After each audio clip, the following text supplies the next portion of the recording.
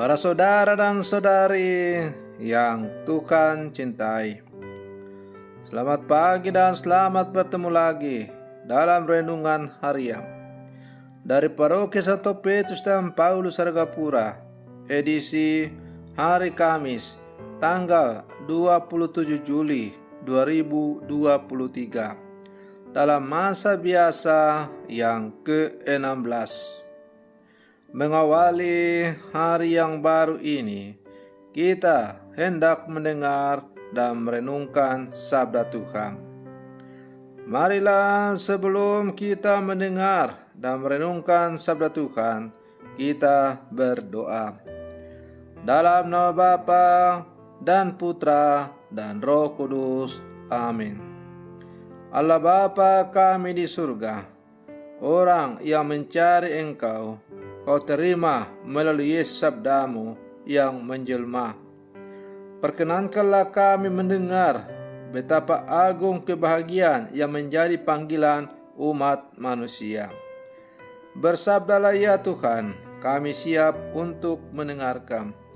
Terpujilah Engkau Bapa, Putra dan Roh Kudus, kini dan sepanjang segala masa. Amin. Para saudara dan saudari yang Tuhan cintai, sabda Tuhan yang hendak kita dengar dan kita renungkan untuk mengawali hari yang baru ini diambil dari Injil Matius pasal 13 ayat 10 sampai 17. Tuhan bersamamu. Inilah Injil suci menurut Matius. Setelah Yesus menceritakan perumpamaan tentang seorang penabur, murid-murid bertanya kepadanya, "Mengapa engkau mengajar mereka dengan perumpamaan?" Jawab Yesus, "Kalian telah diberi karunia mengetahui rahasia kerajaan surga, tetapi orang-orang lain tidak. Karena barang siapa mempunyai akan diberi lagi, tetapi barang siapa yang tidak mempunyai, apapun yang ada padanya akan diambil juga.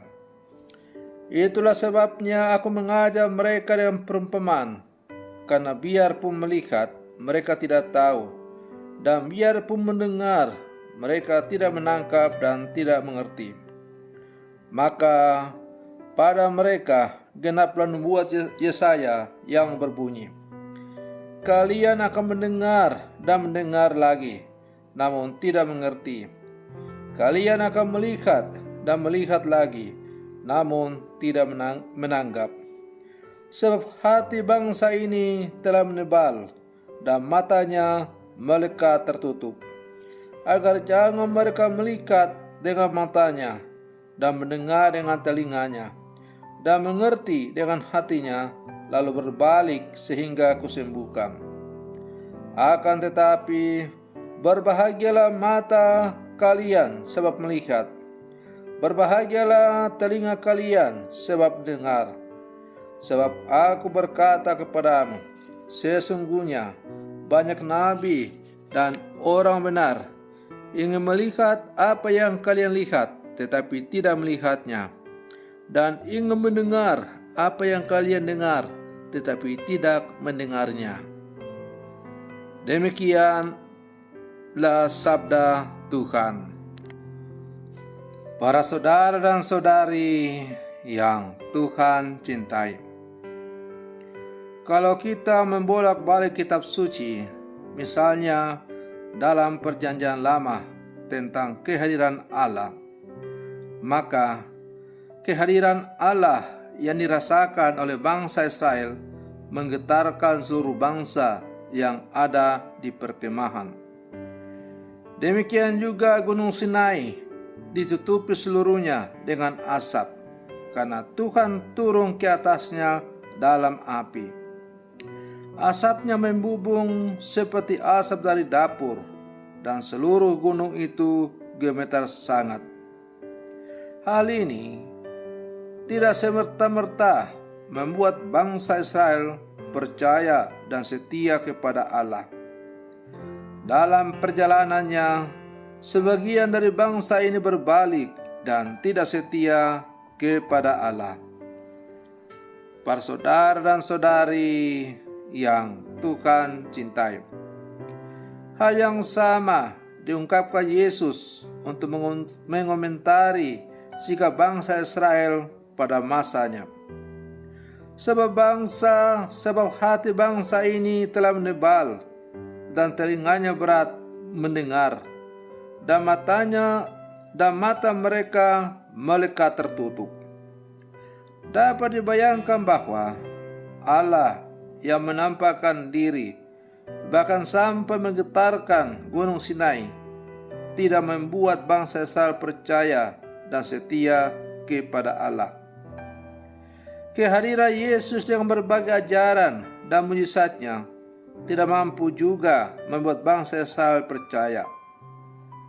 Para saudara dan saudari yang Tuhan cintai, timbul sekarang pertanyaan bagi kita yang hidup di Sabang sekarang. Bagaimana dengan kita yang tidak melihat dan tidak mendengar langsung dari Allah dan dari Yesus? Masihkah kita tetap percaya kepada Allah dan Putranya?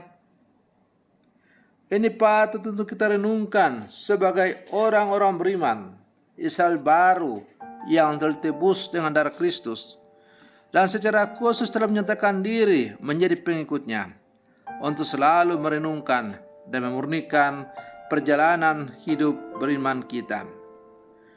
Bisa jadi memang kita telah dibaptis menjadi orang-orang percaya. Bisa jadi kita telah dibaptis menjadi orang Katolik.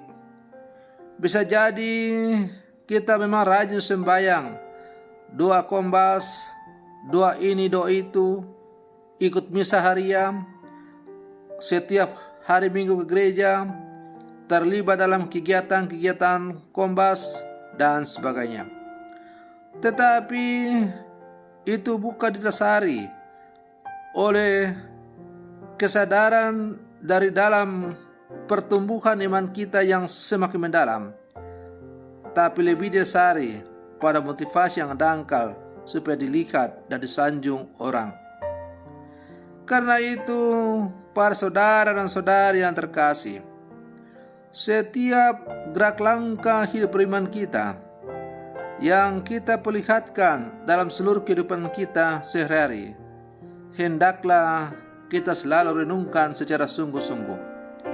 Apakah gerak dinamika kehidupan beriman saya ini sungguh-sungguh datang dari dalam kedalaman hati iman saya yang sungguh mendalam, ataukah hanya sekedar formalitas belaka?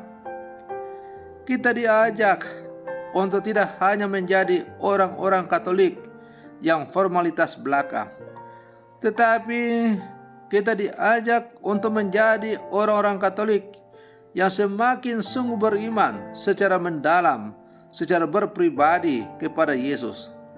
Dan karena kita memiliki kedalaman iman, relasi pribadi yang sungguh intim dengan Tuhan, maka pada akhirnya seluruh aktivitas perwujudan iman kita akan sungguh-sungguh menyatakan kemuliaan Tuhan dalam kehidupan kita.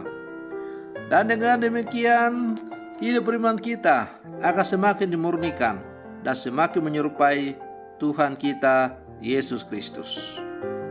Para saudara dan saudari yang Tuhan cintai, maka marilah dalam seluruh perjalanan hidup kita terus berjuang memurnikan kehidupan beriman kita. Mudah-mudahan kita semakin menjadi orang-orang Katolik sejati yang sungguh mengungkapkan iman kita yang sungguh mendalam kepada Tuhan. Selamat pagi, Tuhan Yesus memberkati.